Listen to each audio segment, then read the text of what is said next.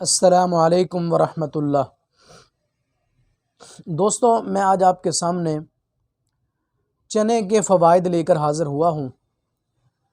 चने कितने ज़्यादा फ़ायदेमंद हैं और कौन सी उम्र के लोग चने खा सकते हैं और इसकी मिक़दार कितनी है ये इस्तेमाल का तरीक़ा क्या है।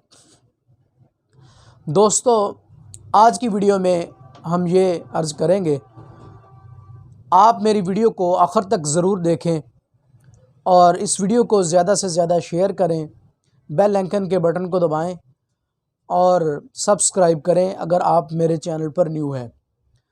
तो दोस्तों, चने कौन से चने खाने चाहिए कि जिनके खाने की वजह से कहा जाता है कि चने घोड़ों की खुराक है। इसका मतलब क्या है? इसका मतलब ये है कि जिस तरह घोड़ा एक ताकतवर चीज़ है, पहले दौर के अंदर मिसाल दी जाती थी घोड़े की, तो कौन से ऐसे चने हैं वो खाने से इंसान ताकतवर हो जाता है, घोड़े की जैसी ताकत इंसान में आ जाती है। तो दोस्तों, चने चाहे सफ़ेद हों चाहे सयाह हों,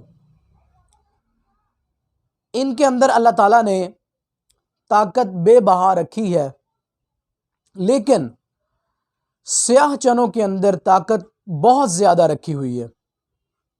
अगर किसी को टाइफाइड बुखार हुआ है, कमज़ोरी का सामना है, तो हकीम लोग ये कहते हैं कि काले चने भिगोएं और भिगोकर इसकी यखनी बनाएं। यखनी बनाकर वो इस्तेमाल की जाए और काले चने वैसे भी खाए जाएं। इसके अलावा चने सफ़ेद भी हैं, लेकिन फ़वाइद के अंदर काले चनों का किरदार ज़्यादा है।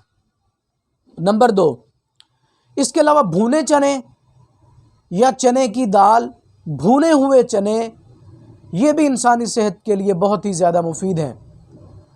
लेकिन इसके खाने का तरीका क्या है? इसके खाने का तरीका ये है कि जिस वक्त आपको बहुत ज़्यादा भूख लगी हो, आप कह रहे हो कि हम अभी खाना खाएंगे, बहुत ज़्यादा भूख लगी हुई है, तो सख्त भूख के अंदर आप जो भुने हुए चने हैं वो इस्तेमाल करें। इसका फ़ायदा क्या होगा? इसका फ़ायदा ये होगा कि वो आपका मैदा अब खाली हो चुका है, आपको भूख सता रही है।